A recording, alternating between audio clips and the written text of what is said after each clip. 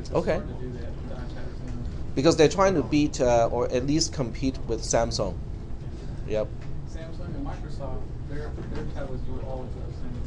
Mm-hmm. So it's Yeah, Microsoft actually had tablets a long, long time ago. I mean, even before XP, they had Windows already ported to really old. I cannot remember who made those tablets. They were huge. They were like about this thick, but they were used a lot in medical fields where people take notes, by handwriting. But they were not, quote unquote sexy like the iPad, are. But they were practical. They were indestructible. They were practical. They were built like a tank, and weigh like 1, 2. They all weigh like a tank. But they had if they did not give up that market, they would have owned the tablet market today, because they were the first one to actually get into it. the reason iPad is winning so many people over is because it's so limited what you can do, and that keeps it fluid and Yeah. intuitive. Yeah. Yep. And most Microsoft and Android tablets, like you can do whatever you want to it, and then when you start doing all that stuff to it, it starts slowing down, slugging away. Yeah. I've had all of them, all the tablets. But at least you have Flash. At least you have Flash. Yeah. Yep. All right. So what I'll do is I'm going to get started with today's lecture, and I'm going to remind myself to take roll because I tend to forget that. So I just published this page here, because it's Slashdot, and Slashdot, I know most people don't even check it anymore because it's not media rich. It doesn't give you a lot of pictures, videos, and stuff like that. But this is the original news site for geeks, for people who are into technology. This is the original website catered for people who are into technology, and even today they're still pretty popular with the older geeks, not so much the younger ones, but the older geeks, they still watch Slashdot a lot. And of particular interest is this one here is the Justice Department calling default encryption has created a zone of lawlessness. Assuming everybody is storing something that they're not supposed to store when it is encrypted. So I think this is kind of like a interesting mentality. Now with Slashdot, the best part is not what you're reading here. The best part is when you click read the 87 comments. That is where the entertainment comes in. The interaction, the arguing back and forth, that is where the entertainment comes in. Can we read some? Hmm? Can we read some? I'm not sure whether it's class appropriate. Some of these can be kind of heated, and I'm okay with that. you're okay with that? Okay. All right. So they also score. This is also kind of unique to Slashdot. Is they let people score. Readers, can score the feedback and the individual, comment that they put in here. Just like the zone of lawlessness inside of people's mind with that the pesky Fifth Amendment creates. Think of all the criminals going free because we can't force them to incriminate themselves. And so on, it's good. I mean, if you have time, you can kind of read it and read the comments and see how people talk about issues like that.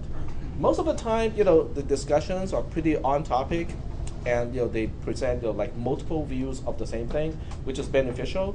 But occasionally, things kind of get away a little bit, and you will see like flame wars in those cases. So it depends on the issue. If it's something that is really hard, and sometimes it can be a waste of time. All right. So getting back to the boring stuff that we talk about in this class. We are now in basic syntax, expressions and operators. And there's a homework due today. All right. And let me just kind of zoom in like that. That's better. We talked about types, expressions, and simple statements already, I think. And let's take a quick look at this slide here. We talked about expressions. like anything that involves an operator is an expression. Even a constant like 2 or 3 is an expression. It's just a very simple expression. So the question is, well, okay, we all know what an expression is. What possibly can we do with expressions? That was basically the main question. I talked a little bit about infix notation, prefix notation, and postfix notation, which is not really of much interest at this point to most of us, because C and C++ understand infix notation. So you don't really have to understand prefix or postfix notation. So this slide is pretty much done, and we are currently talking about variables and the assignment operator, which doesn't seem to be very exciting because in your previous class in CISP 300 or 301, you probably have encountered the assignment operation. Okay, how do you change a variable? But C and C++, put a kind of interesting spin to the assignment operation because it is no longer a statement; it is now an operator. Yep. Just remind me, did you start the recorder? The recorder is on, I think. Let me just double check, but that's a good reminder. Yep, it is on.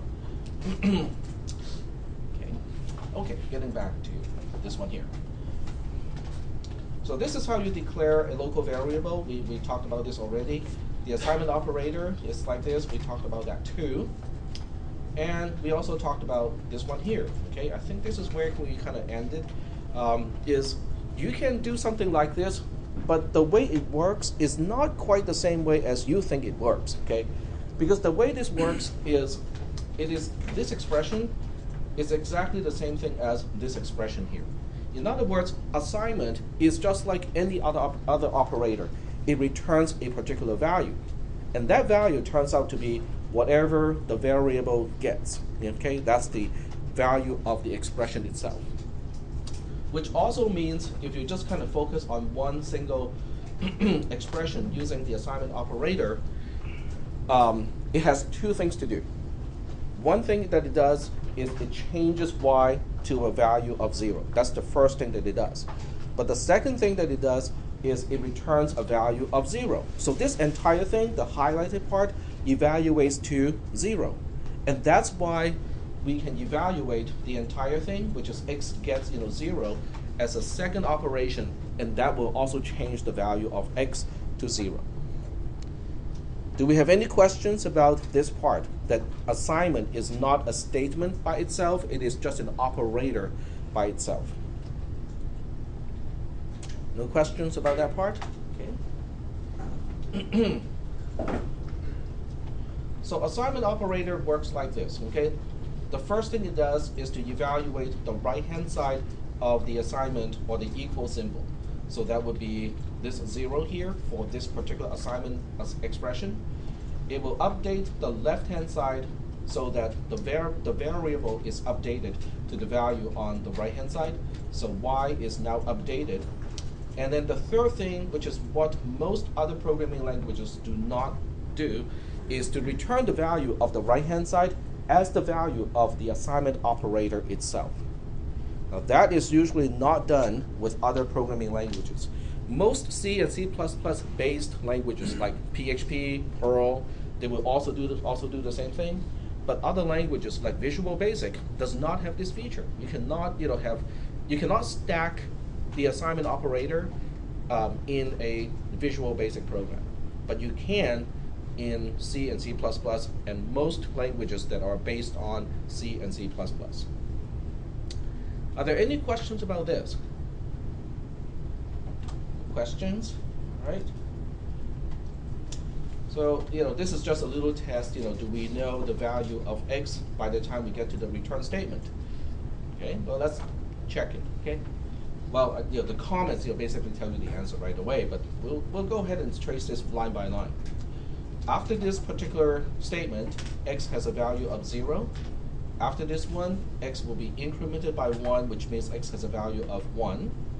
This statement doubles the value of x. Since it had a value of 1, now it will have a value of 2. And this is adding 1 to x again. So since it had a value of 2 when this starts, it will end up with a value of 3. by the time we get to the return statement, x should have a value of 3. Okay. Any questions about this particular program and why x ends up with a value of 3 by the time we get to the return statement?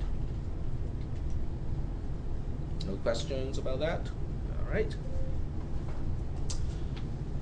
And we can move on and talk about, we talked about how to use a debugger already. This is just this is more like a reminder to myself to talk about the debugger, but we talked about it last time already. So we're moving on to one complete sequence of running a program. Okay, this is like with screenshots and all that stuff. Okay. So the first thing you have to do is to create the source code of a program. We talked about this already. I just want to give you guys like multiple exposure of this particular concept. So to edit the source code of a program, you can use just about any editor you want to use. You can even do the editing on the Windows side first, and then you can move the file to the Linux side using WinSCP. So if you don't really want to use Nano or VI, in using the CLI, the command line interface, you can use Notepad, Notepad++, or whatever tool you want to use to create the text file. And then you can use WinSCP to copy the file onto the Linux side so you can actually compile, link, and run the program.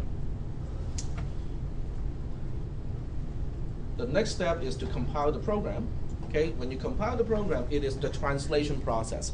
In other words, we are taking the source code, which is something that you can read and understand, and translate that into the binary code that the processor can understand. But we are translating on a per chapter basis.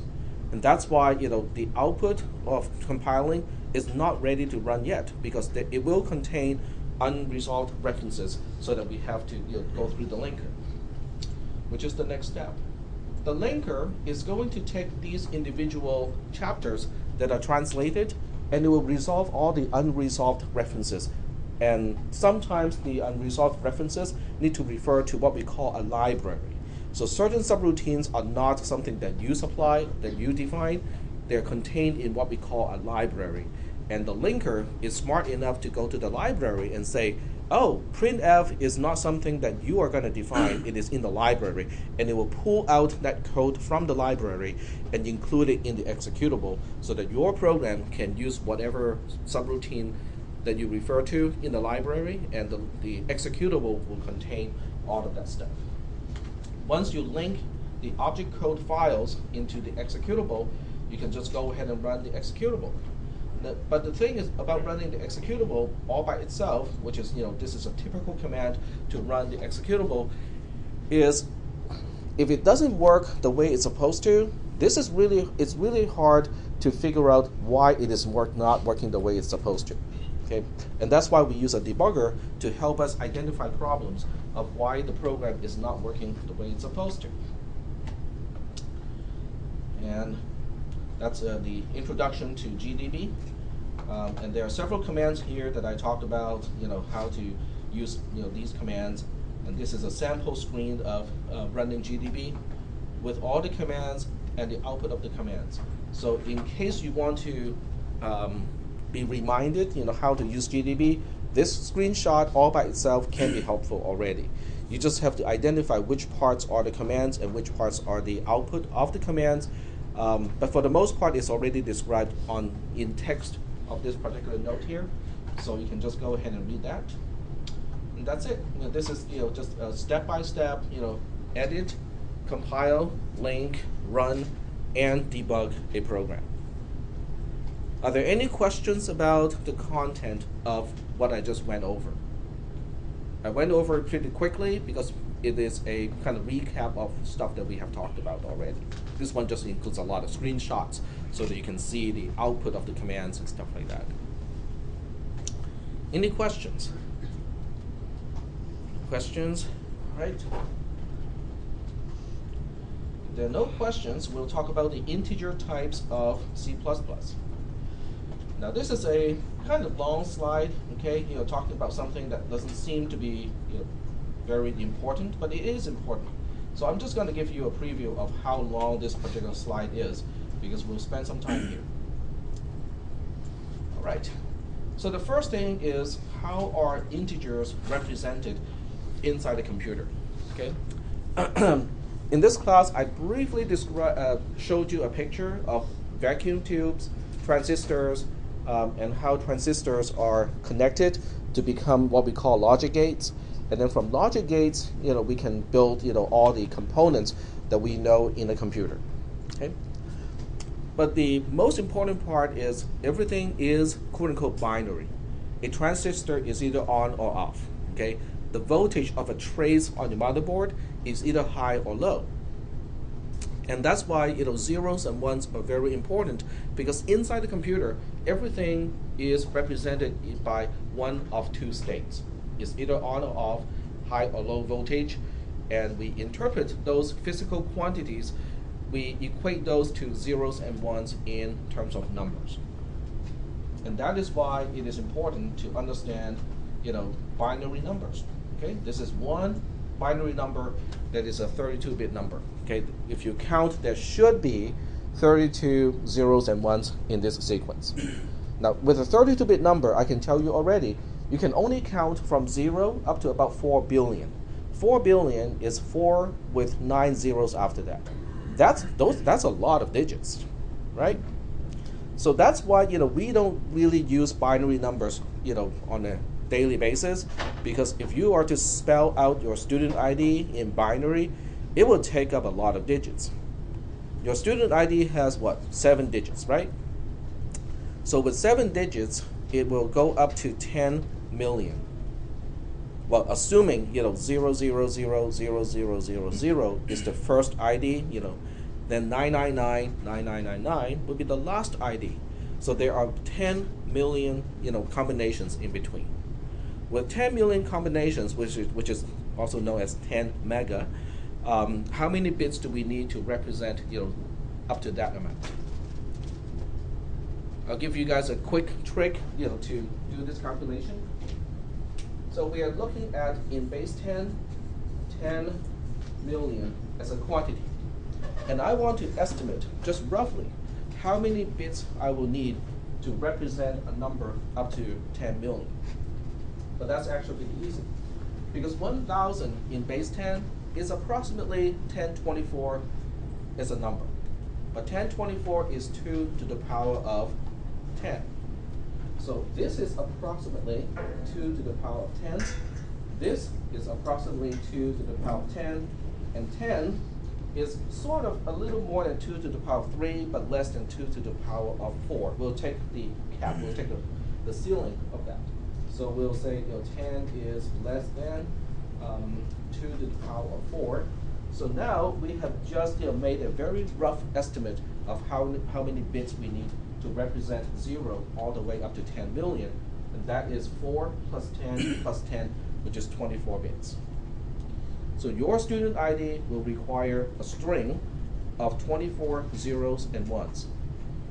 What are the chances that you can remember your student ID as 24 zeros and ones? I cannot. Okay? But that's why.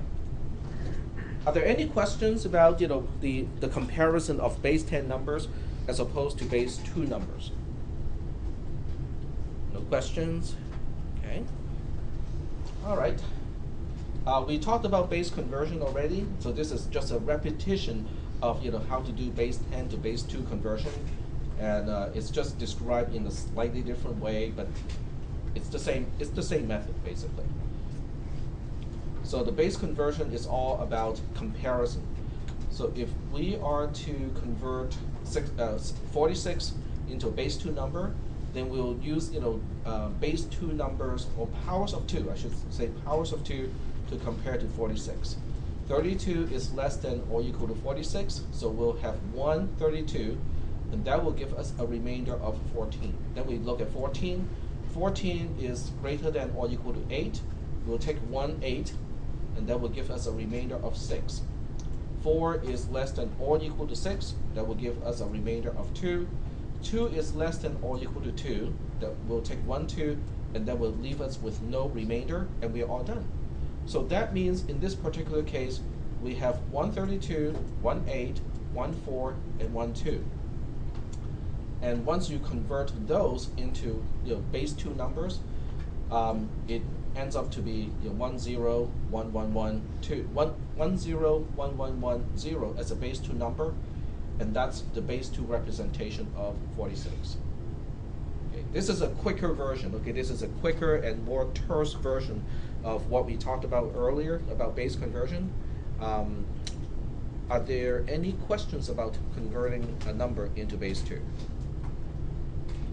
There are different ways to do it. Some people do it by division. Some people do it by just comparison. Comparison is easy. Any questions? Go ahead. So the 0 on the far right corresponds to 1, like the ones place? That is correct. The way you read any number with any base is the least significant digit here, assuming there are no decimal places. The least significant digit tells you how many ones we have. And then the next one tells you how many, whatever base you choose, to the power of 1 do we have. So in this case, the second least significant digit tells us how many 2's we have, because that's 2 to the power of 1. The next one tells us how many 2 to the power of 2, which is 4, do we have. 8s, 16s, and 32s. If you're dealing with base 3, then it will tell you how many 1s, how many 3s, how many 9s, how many 27s, 81s, and 273s. So that's how any number works. In base 10, which we all know, is how many ones, how many tens, how many hundreds, thousands, 10,000s, and 100,000s. So it works out pretty much the same way. It's just that if you choose a different base, then each digit tells you how many quantities do we have of that particular power of the base that you're using. Okay. Right.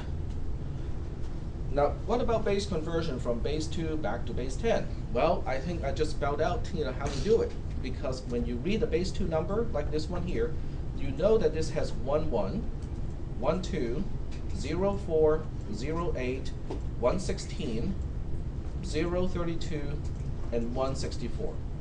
When you add up those particular quantities, you get 83. Are there any questions about how to do base conversion from base 10, which we are familiar with, to base 2, and how to go from base 2 back to base 10?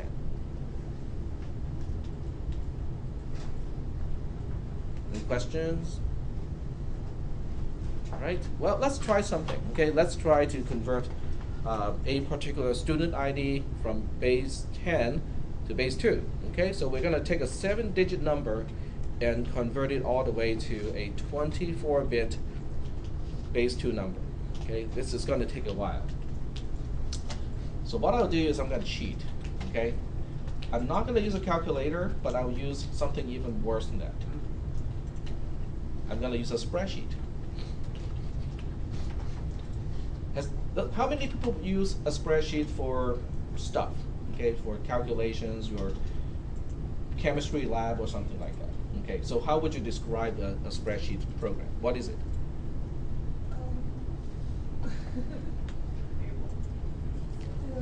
It's like a chart. It's a gigantic calculator, right? Yeah. That's basically what it is. It's a gigantic graphing calculator where you can store your calculations, you can store your equations, you can change one thing, and it will affect all of the other cells that depends on it, and you can go through a lot of calculations by just changing one cell. You don't have to re-enter everything, that in order to update all the other cells. Okay. So what we'll do is we'll go through this process here. So I'm going to pick a random, student ID. I'm hoping I'm not picking one that is of a person in this class. I mean, what are the chances, right? 1 2 4 7 1 8 2. Okay, does it match a student ID in this class? No? Okay, good. Sometimes I can randomly pick a number, like something even big like this one, and it turns out to be a prime number. And it's really small. The chances of picking a large number and it is prime is actually pretty slim. All right, so we look at this number and say, well, we want to convert this into a base 2 number. How are we going to do that? Well, the first thing you want to do is to say, Okay, what is the largest power of 2 that is about of this magnitude? That's the first thing we have to do, because we're going to work our way from the most significant. Well, there are 2 ways to do it. Okay, I'm taking my statement back. There are 2 ways to do it. So I'm going to ask you guys, do you want to work with the most significant bit first, or do you want to work with the least significant bit first? Because we can use either way. Most significant bit first? Okay, fine, which is the way we usually come up with the amount of change, given a particular amount, in order to determine how many bills and coins we need. Okay, so in this case, I can figure out, powers of 2 pretty quickly on the side. I'm just going to do it on the side here. So the first power of 2 is 1, which is 2 to the power of 0. And then we have 2 equals 2 times this.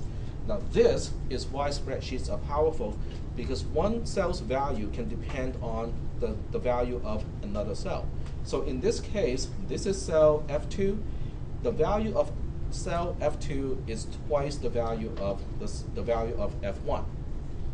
It doesn't seem like, oh, okay, big deal. Now we just type how many keystrokes? We typed 1, 2, 3, 4, 5. 5 keystrokes when we could have just typed 2. So what is the big deal of doing this? Well, the big deal is I can do this now. And I just say, okay, we'll pick this number. That's the largest power of 2 that we have to deal with. But to make this program handle every student ID of 7 digits, I just have to go a little bit more and pick this number. Okay, so we'll pick this number as the largest power of 2 that we are going to be dealing with. Okay, so that means this cell is going to start with that one. So we want to determine how many 16,777,216 do we have, okay? And you can do that here with an if statement, okay? Now, you might think that, hey, it's a spreadsheet. All you can do is multiplication, division, all the usual math calculation stuff. Well, that's not entirely true. A spreadsheet actually has a mechanism to do conditional statements. So what we'll do is we'll say equals, okay? Whenever you want to start a formula, you start with an equal symbol to indicate this is not just what I'm typing. This is a formula, okay? The value of this cell depends on the value of the formula that follows. And if is actually a particular formula that you can use. So inside the if, it gives you a little hint here. It has 3 components. The first component is quote-unquote test, which means something that will give you a Boolean value. It's either true or false. If it is true, the then value becomes the value of the entire expression or the entire formula. If the test turns out to be false, then otherwise value becomes the value of the entire formula. Okay, so it's just like a conditional statement, except it doesn't tell you what to do. It gives you a particular value depending on the expression. So we'll go ahead and work with that part here. So we'll say if this number is greater than or equal to this number, give us a 1. If not, give us a 0. And, whoops, did I get it wrong? If F25 is greater than or equal to A1, give us a 1. That is correct. Should be less than. Yes. Should it be Should be less less than? than. Oh, okay. Should be, yep, it should be less than or equal to. The power of 2 is less than or equal to the value that we're dealing with. Give us a value of 1. Okay, there we go. So this becomes a 0. And the next one, wow, I mean, this is not going to be a whole lot of fun. This number is not really just the original number here. I'm going to use an equation to find out what this value is supposed to be, because all this one is supposed to be is this value minus this many times this particular power of 2. But in this case, since we have 0 of those things, it doesn't really change the value that we're trying to convert into base 2. And now I'm going to drag here. Now, when you drag, okay, let's take a look at the equation. See how this one is using F25 and A1 here? Oops. This one is using, not F26, it's supposed to use F24 because that's the previous power of 2. But it automatically refers to A2, which is this cell here. And if I drag this one down, the equation automatically becomes this value minus this many times, okay, it should be F24, which is this one here. And if I drag this one down, I don't think it would, yeah, it doesn't really handle that particular pattern. Okay, fine, we'll have to do something about that. Okay, so we just have to keep track of the power that we're dealing with here. This is the first one. And in this equation, I'm going to refer to C1 instead of the other one. And then we just have to recalculate, what is this value divided by 2, which is the power that is, the power of 2, that is the next one. And then we'll change the equation to use C2. There we go. And now we can just drag and that will work. Yep. Yep. It doesn't work because of this part is not working. This part is still relying on the other side. So now it should work. Okay, give it a try. Yep. It's working. And we just have to work all the way down to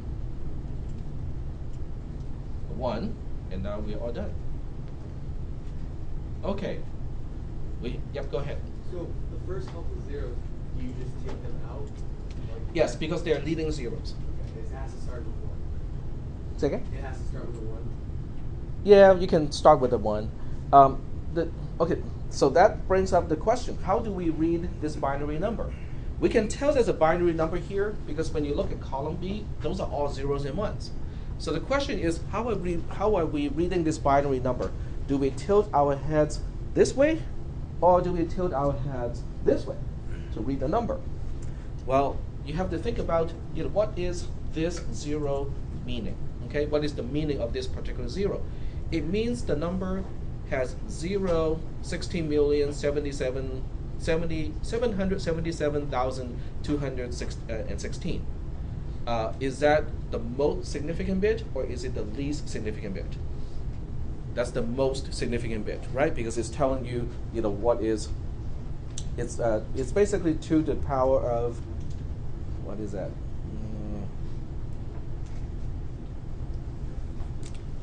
I just want to tell you what is the power of 2 here.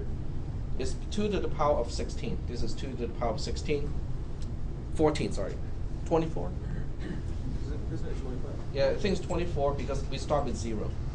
So even though the row is 25, this one is actually 2 to the power of 0, so we're off by 1. So the way we read this is we tilt our head this way. Just rotate your head clockwise 90 degrees, and then you will see the binary number. So this binary number can be read as 0000, 1001, 1000, 0011, 1110, and then there are a few more. 1110, 0111, and then the last 0. That's a binary number. Yep. When you're reading it, why don't you just start at the first one? You could, but when you read a binary number, we typically do not ignore the leading zeros because they are significant in a particular way. So a lot of times, when you talk about 32-bit number, the leading zeros actually, can be important too. So what made you choose to go all the way out to the 24th power, though? Okay. Because with this, I can handle up to a student ID of 9999999. Oh, okay. Well, actually, with this one, I can do that already. This is just like one step further than that. But with a student ID of 9999999, this would be this becomes a 1. In fact, we can give it a try, right? This is the whole, this is the nice thing about the spreadsheet is if I change the premise or change the starting point, it automatically do all the recalculation. So 9999999, which is going to be the last student ID Lost Reels can reissue, and I don't know how many years it will get there. It will take to get to 9999999, but it will get there. So when it gets there, I don't know what the district is going to do. Sorry? We're still beginning with the number 1, so We are pretty close. We are getting past the halfway point of the ones. So, we still have a little while. Oh, I don't know about that because with online classes, we can have students from out of the local area. Yeah. So that means, we'll have a lot of quote unquote new students because I understand at a certain time, at a certain point, we'll saturate the local region, right? Yeah. Because once you have a student ID, when you come back and take a class, let's say 10 years later, it will still be the same student ID because the system keeps track of, you and your student ID. But when you open up the classes to the entire California, then the potential number of students will just increase. Now you might have students who would just, who are in the San Diego area, okay, who takes just one single online class through Lost Reels. But you know what? That student is going to take up one spot, right? As far as the student ID is concerned. So that's not really a whole lot. We only have 10 million individual IDs with 7 digits. And what is the population of the state of California? 40 million. About 40 million people. 40 million? I think. No, just Los Angeles has more than that. Oh, what? Well, if you look at the entire, outer, Los Angeles area, I think it has at least half of that already, if not more than that. Yep, that's a Google search. You can also ask Wolfram Alpha. Does anyone have that app? 2013 is 316 million. Say again? It says for 2013 it's 316 million is the estimate. 316 million. Okay, so 316 million. Oh wait, no. For US. Yep. Sorry, California That's is like yeah, 40 million. California's 38 million. 38 million? Yeah. Yeah. Okay, so we're probably okay for a while because this will handle up to 10 million. Yep. Can you show how to do the formula on B? On B? Yeah. Okay, so double click on it. This is the formula of B. But what I wanted to know is how do you put in the cell C2? You can just type it in. Oh. Yeah, you can just type lowercase in. or cap? Doesn't matter. Case insensitive. Yep. Yep. Mm-hmm. Yep. But that was to answer your question, because I have to pick a power of 2 that will let me handle, all the way to the last student ID that has 7 digits. Okay, makes sense. Mm-hmm. Right. Any other questions? The way you inputted that formula, it Uh-huh. says less than, equal, and then it has Watch the video later. the block, and then it has We don't 0. see the. So how does that work? Okay, so the if formula has 3 parts. Okay, the first part is what we call the condition, which is this part here. So this is a condition. It can be true or false. Okay, so either C2 is less than or equal to A2 is true, or C2 is less than or equal to A2 is false. Now, when this expression is true, it will pick whatever expression is here to become the value of the entire if. If the condition is false, it will pick this as the value of the entire thing. So that's why it's kind of cool because most people think about the spreadsheet as, oh yeah, it can do calculations and graphing and stuff like that. It can do far more than that. Okay, how many people are kind of still remember what is dereferencing in C and C++? I give you a pointer, you get to the address, you get to the content at a particular address. It has to do with pointers, right? Spreadsheets have something similar to that. Okay. You can take, quote unquote, the address of a cell, which boils down to the column and the row number, and you can combine the row number and a column number and have the indirect, formula to go to a particular cell and retrieve its value. So it can do certain things that you normally would not think a spreadsheet can do. And as a result, spreadsheets are more powerful. They're more flexible and powerful than most people think they are. So are there any other questions about the spreadsheet or the way we came up with the zeros and ones? No questions? All right. Well, but as I said, I kind of cheat because otherwise I would have to do all of this stuff in by hand, which is not going to be fun. But you can also see that I did not use division. Okay, I just used comparison. The only quote-unquote division that I use is to reduce a power of 2 to the next one. That's the only time I use a division. Any other questions about this particular spreadsheet? Well, nobody wants to remember a 24-bit number as a student ID. Let's see if we can do a little bit better and not really stay too far away from binary numbers. Okay? What we'll do is we'll use hexadecimal numbers or base 16 numbers. Isn't it bad enough that we have to deal with base 10 numbers? Dealing with base 16 number is a lot worse. Okay, how is it a lot worse if we are to use base 16 numbers on a daily basis? What is the size of the multiplication table in base 10? Let's take a look. Just kind of remember your 3rd grade. Or if you have a sibling or know someone who's in 3rd grade, you probably understand the pain of the multiplication table. So in base 10, how big is the multiplication table? In theory, it is 0 to 9 and 0 to 9, so we have 100 entries. Out of the 100 entries, some are trivial. Like the first 2 rows and first 2 columns and the first 2 rows are trivial. 0 times whatever is 0. 1 times whatever is whatever. Okay, so we don't have to memorize any of that. The rest, which is about 8 by 8, okay? So we have 8 here, we have 8 here. 64 entries. But out of the 64 entries, 32 are mirror images of the other 32, so you don't have to memorize the entire thing, so we divide it by half, okay? So now we have, 32 times 32 divided by 2, which is, 8 times 8 divided by 2, which is 32 entries here. Out of the 32 entries, some are probably easier to remember than others, but we do have about 32 to remember. What if we're dealing with base 16? If you're dealing with base 16, then we start with 16 times 16, which is 256. Okay, and then we say, oh, the first 2 columns, the first 2 rows are still trivial, even in base 16. Fine. Then we have 14 times 14. Yep.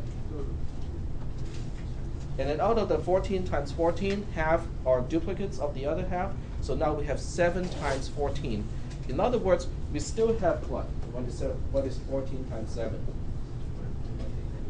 98. So we have 98 entries to memorize instead of 32 entries to memorize.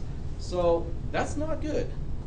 But that's not what I'm proposing. I'm not proposing that we use base 16 for addition, subtraction, and multiplication, and all kinds of stuff like that.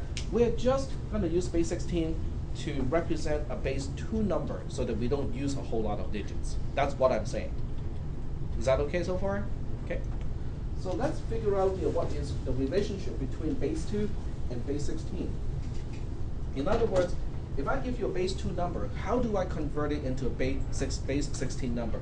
Do we have to do all kinds of crazy stuff like this, adding all the powers of 2 and and all that stuff? And the answer is no. It's actually surprisingly easy. Okay, so let's go ahead and look at the first 16 binary numbers. Okay, and I'll do that using an editor here. Let's take a look at the first 16 base 2 numbers. The first one is a big surprise, 0. Wow. Okay. The next one is 1. Wow. And the next one is 2. Okay, 1 0 in base 2 is 2. And then 3, 4, 5, 6, 7, 8, 9, 10, 11, 12, 13, 14, and 15. I think your 12 is your 12. The 12 is right. I mean, 1100 is 12. Because it's 8 plus 4. We got 1 8 and 1 4. Oh. No 2 and no 1s. That's how you can quickly kind of double check, is just to add up the powers of 2 that have a 1. Okay. So let's take a look at the hexadecimal representation of this. Okay, 0, 1. Okay, these are all pretty boring because we know all of these from base 10, 4, 5, 6, 7, 8, 9. Okay, we just ran out of digits because we normally only have 0 to 9 because we got 10 fingers. Well, we'll just go ahead and borrow from the alphabet. So now we move on to A, B, C, D, E, F. So when you pull out your scientific calculator, you might see A, B, C, D, E, F, as in a different color on the keypad. That's what it's for. It's for entering hexadecimal numbers. Okay? Are there any questions about the conversion of the first 16 values from base 2 to base 16? No questions about this? Okay, now let's go ahead and pick up that really long, 24-bit student ID and see how we can convert it into base 16. Okay, so we're going to pick 999 as a student ID in base 10. So what we do is we start with the least significant 4 digits, and those turn out to be 1111 here. And when you look up the table, what is 1111 corresponding to? Okay, so it's an F. Okay, so F is the least significant 16-bit base 16 number. What about the next 4 digits from here to here? It's 0111. What is 0111 in base 16? A 7. That's the second least significant digit. And then we pick up the next 4, which is these 4. It's 0110. And what is that in base 16? It's a 6. Okay. And then the next 4 would be these 4. 1001 is just 9. Okay. And you can see how easy it is because the conversion does not involve multiplication, addition, division, or any calculation. It's really just grouping the bits in groups of 4, look up the table, find out what is the hexadecimal number, and that's it. It's just a table lookup. Now, if you have done this enough times, okay, like if you do this for a living, you don't need a table anymore. You can just look at the bit pattern and instantaneously figure out, oh, okay, these 4 bits is this particular hexadecimal number. So let's just finish this one. And now we have 1000, which is 8. Okay, so we put 8 here. And here we have another 9. And that's it. This is the same, it's representing the same quantity as 999, 9999 in base 10, but this is in base 16.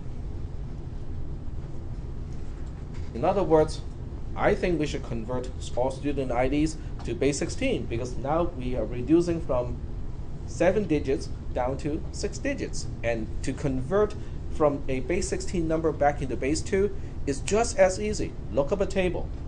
Look up the table for 9, okay? That will give you 4 bits.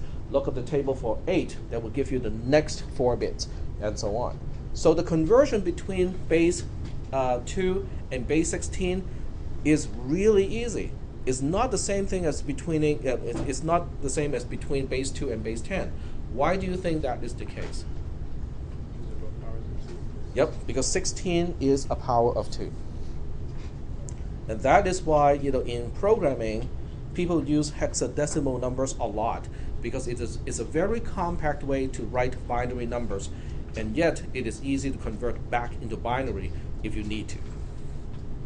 Is that okay so far, with the conversion, or at least the rationale of why we use base 16 numbers in programming a lot? Okay. All right. So with that out of the way, so base conversion is pretty much done. So now we will talk about the width of an integer. In other words, how many bits are we allocating to each integer? Because that is really, really, really important. Okay, I cannot overemphasize the importance of understanding and knowing the width of an integer. When you go to a math class, okay, and you ask a math professor, what is the largest integer? What do you think the professor is gonna do about that question? There's no largest integer, because if you tell me that x, a particular value x, is the largest integer, then my question is, then what is x plus 1? Okay, if x is an integer, so is x plus 1. But if you claim that x is the largest one, x plus 1 is 1 greater than x. So that will contradict your original statement that x is the largest integer. In other words, there is no such thing as the largest integer in a math class. In a programming class, the story goes completely, it doesn't work that way anymore. Okay, that's because when you use integers in almost every programming language, it always has a particular width associated with it. In other words, we only use so many binary digits to represent a particular integer.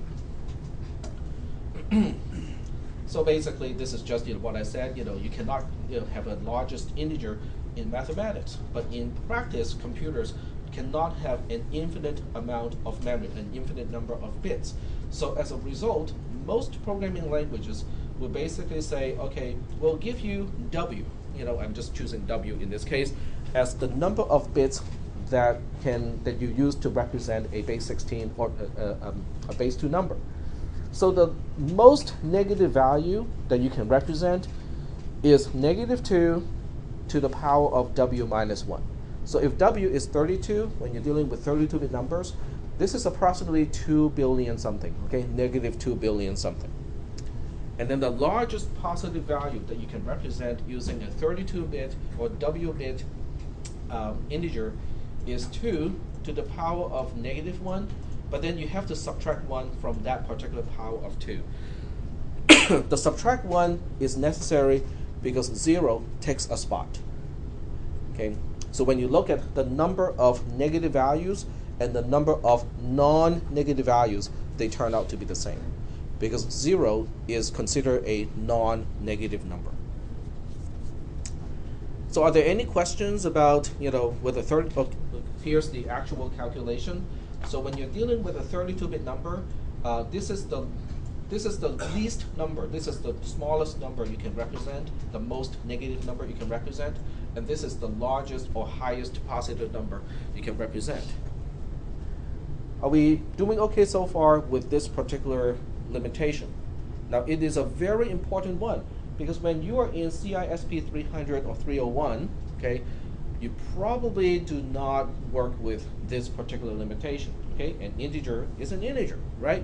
But in this class and from here on, when you're actually programming in any programming language, there is a lower bound and an upper bound to what you can represent as an integer. So the biggest question is, what if I go one more than what the limit is? In other words, if x as a 32-bit number already has this value, if I add 1 to it, what do I get? That is the question. Well, it depends on the programming language. In Visual Basic, if you try to add 1 to an integer so that the result would exceed what you can represent using a particular width of integers, it will give you a runtime error. It will give you a runtime what we call exception. So you will see a dialog box appearing on the screen, and it will say something along the line of out of range, integer out of range, or something along that line. The program will stop. It will give you the line number, and it will tell you exactly why it has to stop, because it can no longer represent the value that you want it to represent. Okay, you ran out of bits. Yep. I found this out the hard way when I was playing GTA 5, and I was glitching. So my bank went all the way up to 2.1 something billion. Right. And then I went to glitch again. Yeah. And it went to 0. And I was like, what just happened? And then I Well, put you're some- lucky that it went to 0, because it is supposed to go all the way to negative 2 billion something. You're supposed to owe money, not back to 0. It scared me. It did. Lemons. Yep, because if you add 1 to the binary representation of this number, it becomes the binary representation of this number. It what we call it it's wrapping around. Okay? How do you, And yeah, go ahead. how do you tell the binary number is negative? Is that just certain? If you plug in 32 as W, you get this particular value. Okay. Okay. Okay, but one thing you can probably remember, if you want to remember one thing about, all of these, really kind of odd and strange stuff, the easiest way to do it is to do it this way. In a math class, they have a concept of a number line, right? How many people know of the concept of a number line? Okay. A number line stretches to infinity on one side, stretches out to infinity on the other side, right? So you have 0 here, right? Quote unquote, there's no such thing as a center, but I'm going to start with 0. And then you have 1, 2, blah, blah, blah. We have negative 1, negative 2, blah, blah, blah. Okay? And the line just goes, infinitely. When you're in programming, you're not dealing with a number line. What you're dealing with is a number circle. Yeah, it's a pretty big circle, okay? It's a really big circle when you have 32 bits. But nonetheless, it is a circle.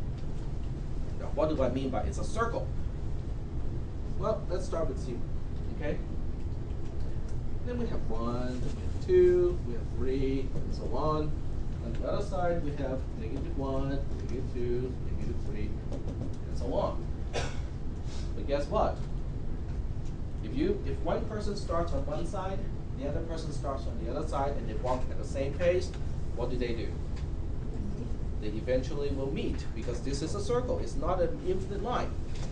So when they do meet, which is about here, the last value, for negative numbers is, negative 2, 1, blah, blah, blah, blah.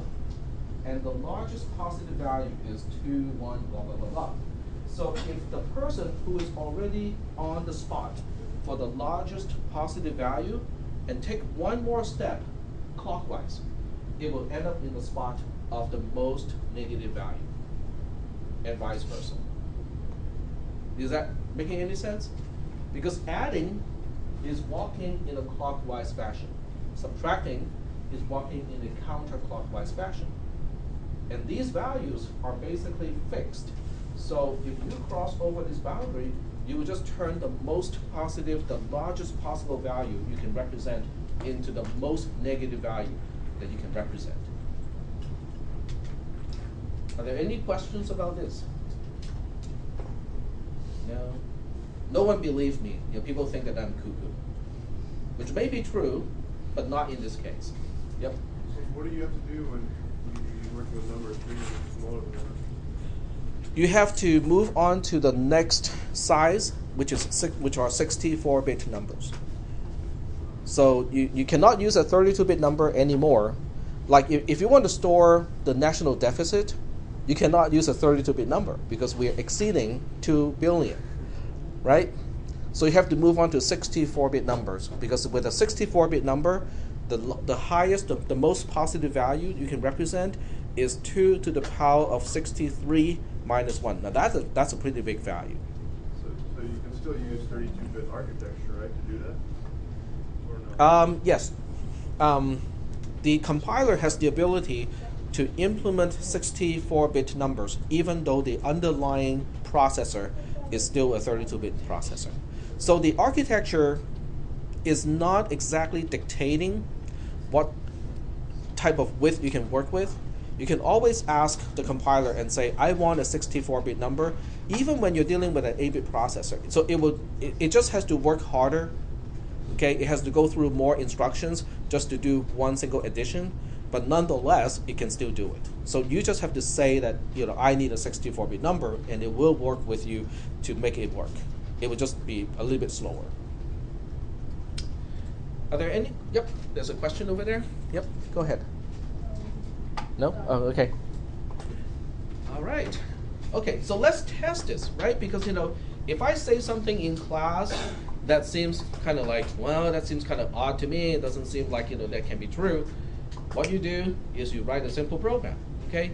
It's particularly important at the beginning part of this class because every time you do something like that, it is helping you to get familiarized with the environment, okay? Writing the code, compiling, linking, and running it using GDB, and so on and so forth. So what I'll do is I'm just gonna go to my temp folder here and write a program to test my theory of this stuff here. Now by default, when you use a 32-bit Linux system, an int or integer is 32-bit wide. Okay, so we'll talk about the other width later on, but by default, an integer int is 32-bit wide. So we'll go ahead and test the extreme of integers. So we'll say integer extreme.c, or cpp, doesn't matter which one. In this case, C and C++ will work out the same way. So we have main here, and then we'll say x is an integer, and which by default is a 32-bit integer, and then we'll say x equals to the largest positive number that we can represent, which is this number here. So I'm just going to do a copy and paste.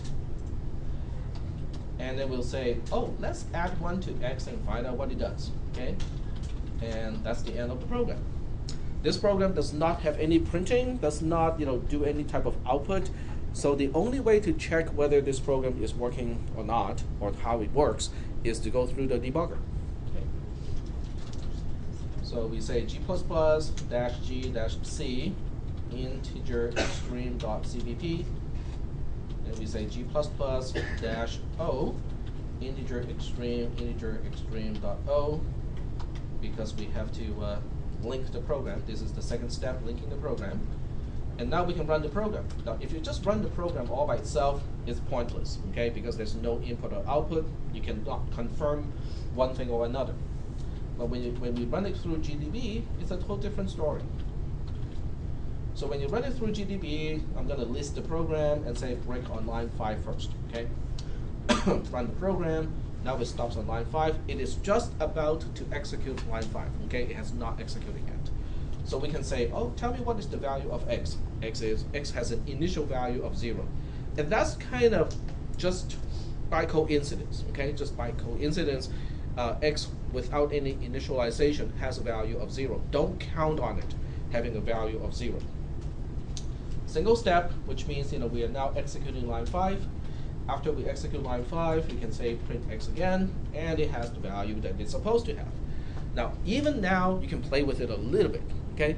Because you can look at this value and say, I don't want to look at that particular bit pattern as a base 10 number. I want that number to be in base 2, okay? And GDB has the ability to do that. If you say help print, it will show you all the options that you can do with print, which is a whole lot. Let's see. And it says, look at x, for the format. Okay, so I'm going to use help x to look at the format.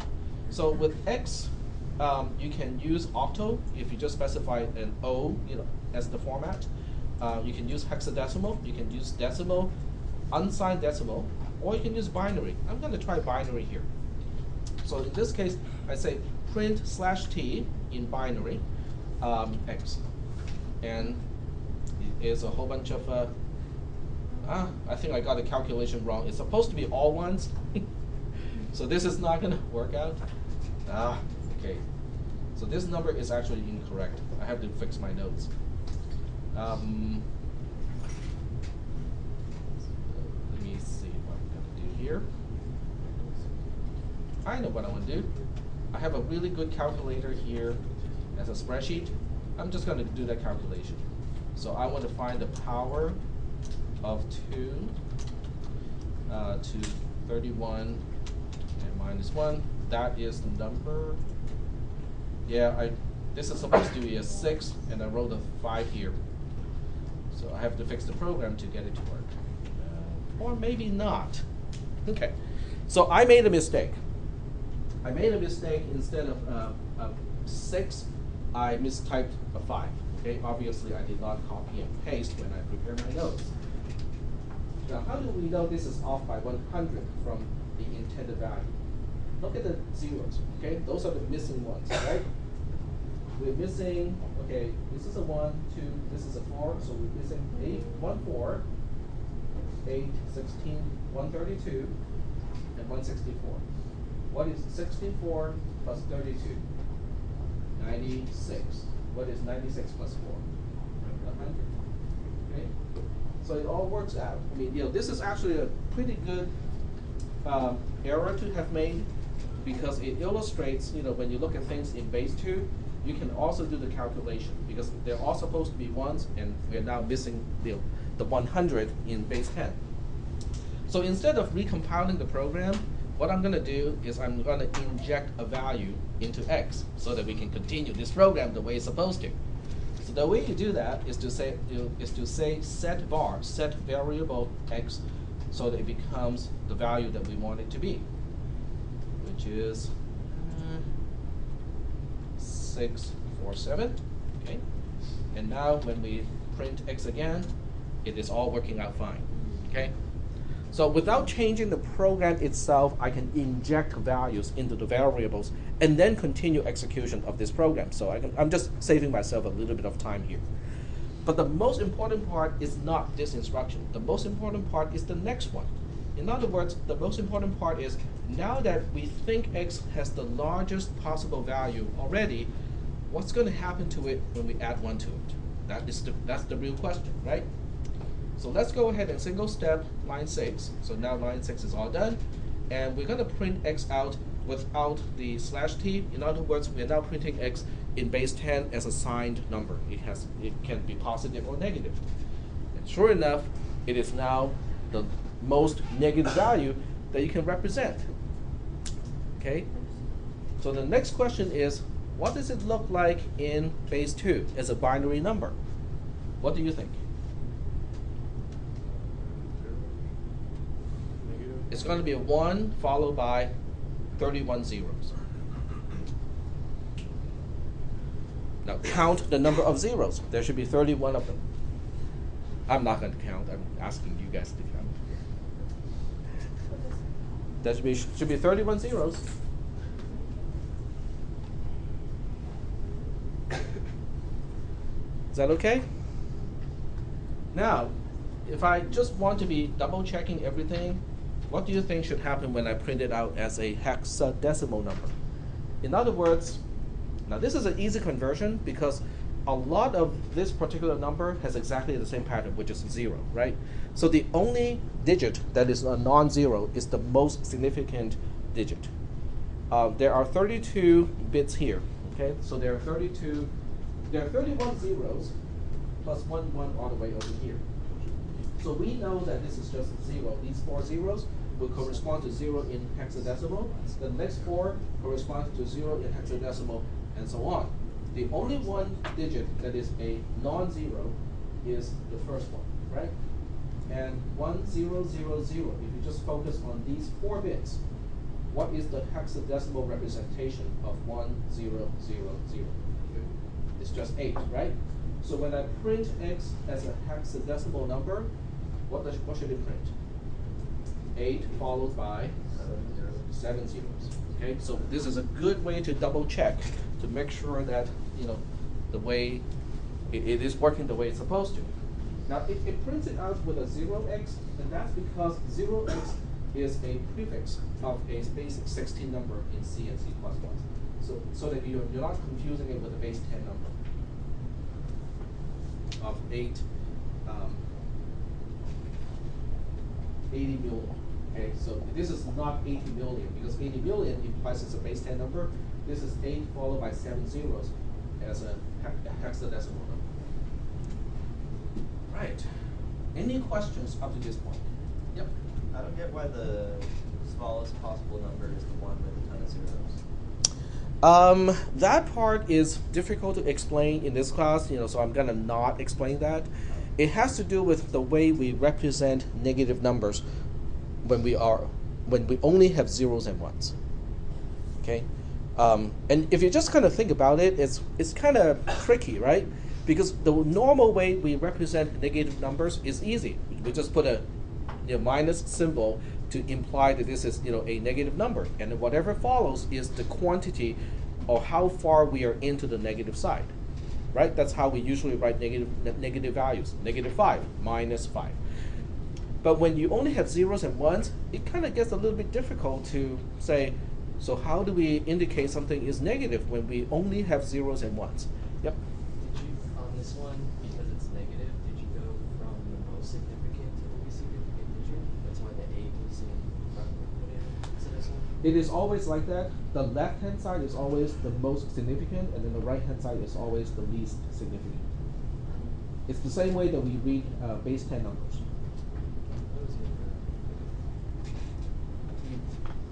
I'll go back. Okay. Yeah, it's when we write a number out, regardless of the base, we always use the left-hand side for the most significant bits, and then the right-hand side for the least significant bits. But when you look at base 16, it will lose the sign. It will only use the bit pattern to show you, what value it has, but it won't show you the actual quantity that is representing. So that's why when we print it out as a base 10 number, it shows a pretty negative value. When we print it out as a base 2 or base 16 number, it only deals with the zeros and ones, so it doesn't really care about the quantity being negative. So here comes the next important point. Did the debugger give me any warning when I add 1 to the largest possible number? Did it stop, break, give me an error message of any kind? Nope. It just silently do what it is supposed to do. Okay? So that means when you are writing a program and you're, let's say dealing with a quantity that exceeds the number of bits or exceeds the representation based on the number of bits, your program will also silently fail. Okay? And that's why there's that book. Remember the book that I showed you guys here last time? That's why someone actually spent the time to write a book like that, because it will fail, but it will fail silently. It won't give you an error message. It won't give you an exception of any kind. It won't show anything. Your program would just suddenly be dealing with a really negative value when it's not supposed to. Okay? And that's one thing that is really important. Because as a programmer, as a developer, as someone who writes a program, you really have to kind of think ahead of time and say, okay, what is the range of value that I'm dealing with here when I use this particular variable? You have to think ahead of time, okay? Will that fit a 16-bit number? Will it fit a 32-bit number? Will it fit a 64-bit number? Now, if it does not fit a 64-bit number, most compilers do not implement 128-bit numbers just yet. Okay, so you will be kind of have to do your own handling of 128-bit numbers. All right.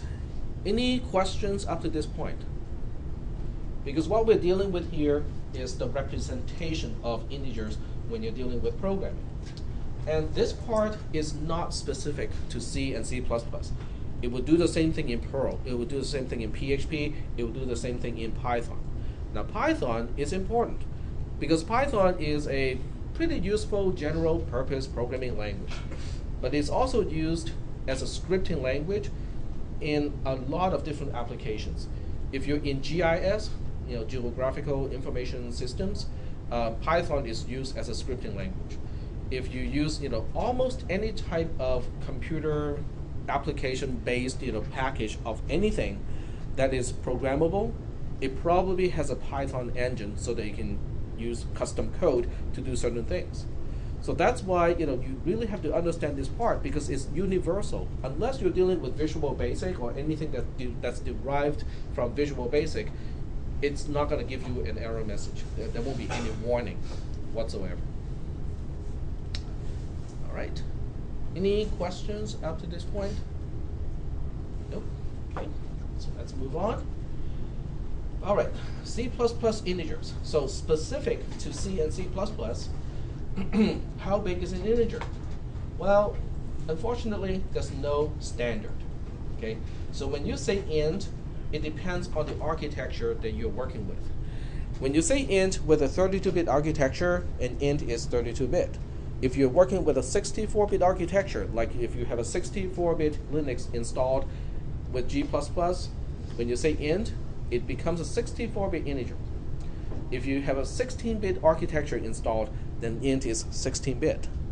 So that means the same program saying int x mean different things in different environments on different architectures. That is not good. Okay? Now I can tell you, a particular story that relates to this. Years ago, not too many years, but years ago, I also teach a class at UC Davis called Micro Mouse Design. So my students design robots, and they have to program the controller on the robots so the robots would autonomously explore, navigate, and optimize the path in the maze. So it would not know anything about a particular maze. It only knows its start position, where it's supposed to go to, and it will just do all the exploration by itself, figuring out the configuration of the maze, and all at the same time try to figure out the quickest path to get to the center or the destination of the maze. And it will do this a few times, to explore, and eventually it will find the quickest path and it will go zip, zip, zip, zip, zip, to the destination. Okay, and it's all autonomous. But the point is, in the calculation of the speed, the distance, and stuff like that, it requires 32-bit numbers. And my students will test their algorithms using a regular PC, which is at least 32-bit. So naturally, an integer is good, okay? An int is automatically 32-bit on a 32-bit architecture, and when the program tests out to be okay on paper, like dry testing on the PC, then it will port the program onto the controller. The controller is a 8-bit controller, but GCC looks at it as a 16-bit controller. But what is important is what we know as the default size of an integer to be 32 on the desktop now becomes 16. Okay, 32-bit integers become 16-bit integers. They did not change the code of the program. Okay, it's still saying int, but the programs will start to fail because when those numbers start to overflow a 16-bit number, then it will start to fail, and then the students will be kind of scratching their heads. It's like, well, we know that this code is working perfectly okay on the PC. How come it is not working on the controller? And they will start to suspect other things like electrical connections and other things, and it turned out to be the width of integers causing that problem. And that is not worth the time, right? Because everything is actually correct. It's just that the assumption that an integer is 32-bit is no longer true when they move on to a different architecture. So that's the reason why when you write programs in C and C++ from here on, not just this class, okay, in your other classes too, you have to include this particular header file. Well, I'll explain what a header file is later, but this is just one line that you should include, okay?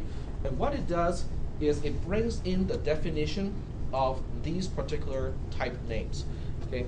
So instead of just saying int, now you say int 32 underscore t. The underscore t part is really just a suffix to mean that this is a custom defined name of a particular type. The most important part is this number here. So this int 32 underscore t is making sure, regardless of the architecture, regardless of the platform that the compiler is designed for, this will always make sure that x is 32-bit. The next one will always make sure that y is 16-bit wide. The next one will always make sure that Z is 8-bit wide. And there's one for 64-bit as well. So if you want a 64-bit integer, you just say int 64 underscore t, and that will always make sure that that particular variable is a 64-bit integer. This will make your code cross-platform compatible because it does not depend on the architecture anymore. The width of an integer does not depend on the architecture anymore. Now, how well this translates to other programming languages like Python, PHP, and Perl, I do not know. Okay, I have not looked into that. So if you have to deal with scripting languages, you really need to look up the manual of the scripting language and understand internally how many bits are used to represent integers, because that's really important. Are there any questions about this part here? Questions? Right? This is one part that I added like recently, okay, Sunday. C and C++ has two types of integers, a signed integer and an unsigned integer. Well, we are running out of time, so I'm just going to give you a brief summary of what it is. If you still, well, it's kind of faint here. This is the number wheel, and this is the number wheel of signed integers. So half of the wheel is used up to represent positive values or non-negative values. Half of it is used to represent negative values. If you know ahead of time that you don't have to deal with negative values whatsoever, you can use the entire wheel to represent non-negative numbers. So with 32-bit, instead of going from 0 to only 2.1 billion something, you can go from 0 to 4.2 billion something. But then you lose completely the ability to store negative values. So you can declare an integer to be quote-unquote unsigned in order to make use of the other half of the wheel to store positive numbers.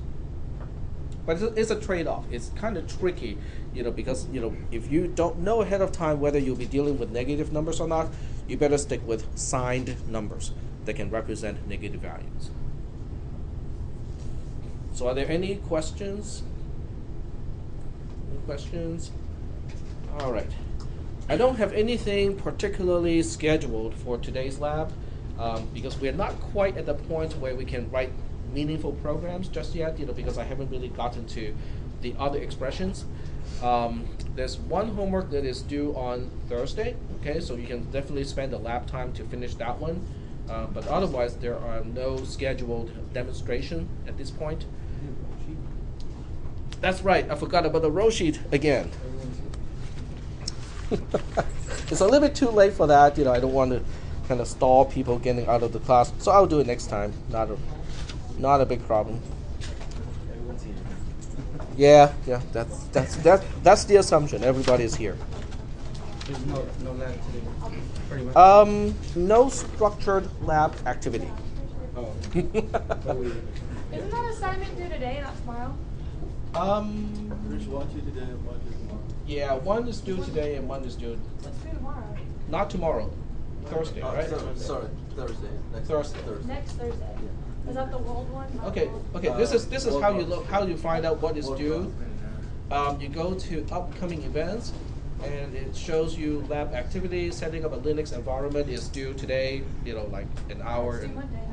Thursday? The other one is due Monday, which is next Monday. All right. So nothing due on Wednesday. Way to confuse me. Okay, I'm sorry. I thought it was due on Wednesday. I'm just a little bit too gun ho and say. That one is not done yet. It's not assigned yet. So I'm gonna assign that one. That's a good idea. Let's take a look at that one. Base conversion and bitwise operator. We cannot do that yet. We cannot do it yet because we haven't talked about bitwise operators. So we have to at least talk about bitwise operators first. But that's why we have to talk about binary numbers, because if we don't talk about binary numbers, we cannot explain what is a bitwise operator. So that's what we'll deal with next time on Wednesday. Today is Wednesday. So we'll talk about that on Monday, which is a bitwise operator. If you have time to read ahead of me, go ahead and do that, because it is kind of important to understand what is a bitwise operator. So are there any other questions? No. The quiz is not assigned yet, so don't worry about the quiz here. You just have Your World Rocks, due next Monday. If you want to do it here during the lab time, that's cool. Okay, I'll be here to answer questions. All right. Well, you guys have a nice weekend. If you do not stay here for the lab time.